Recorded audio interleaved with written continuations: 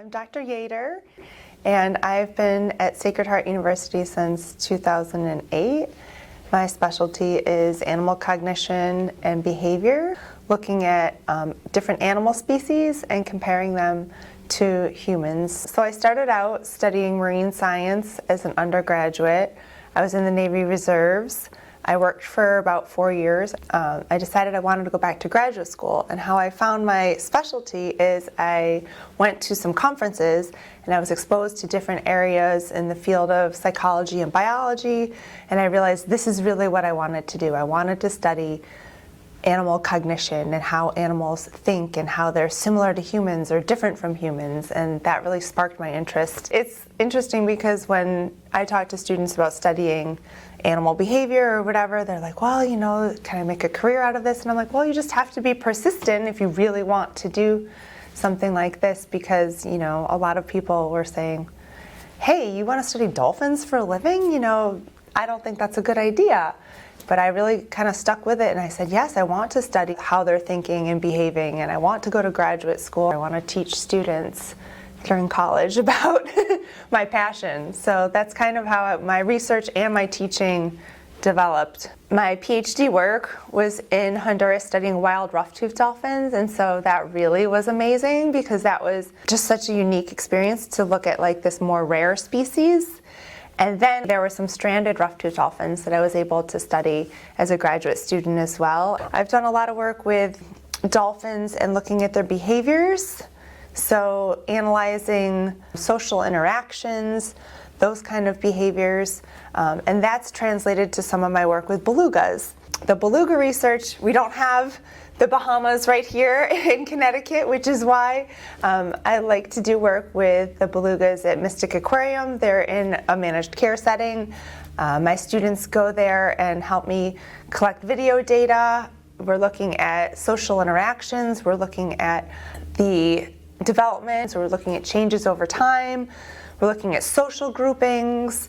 We're trying to compare this to the literature of wild belugas. I've had a long relationship with Mystic Aquarium, and I've done some projects with the Maritime Aquarium, looking at conservation attitudes and behaviors of people. I've been working with the Beardsley Zoo as well, which is really close here to Sacred Heart.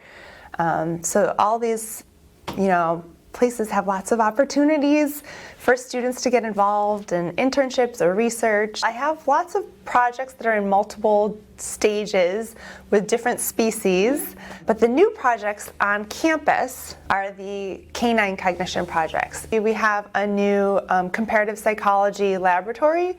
So in this research laboratory, it's a collaborative effort between myself and Dr. Melzer. So here on campus, we are recruiting pet guardians to bring in their dogs, and we're showing them basically an impossible event, and we want to see if they're looking longer at that event than the event where it matches the laws of like solidarity. With comparative psychology, it's a relatively new field, and there are so many unanswered questions. One of the areas I'm interested in is self-awareness. And so with animals, is it the same as humans, or is it something different? But I would say some of the studies that I've done looking at social interactions, tactile behaviors, I've done with several species. So, you know, rough-toothed dolphins, bottlenose dolphins, Atlantic spotted dolphins, you know, belugas. So how are they different? How are they similar? I don't know. I think it's really exciting because there are so many things many questions that are unanswered that we could keep investigating. When I take students to the Bahamas for study abroad and they get to experience like in the water, observing the dolphins themselves and doing research, it's just so rewarding and exciting to see the students really, you know, fascinated by it as well. So that's exciting. Students are fascinated when they're watching videos and helping me code data, but when they're there in person, it's really exciting. I feel like it's exciting, but there's so much more still to be done that I want to do, and there's so many more projects, and I love collaborating with different researchers.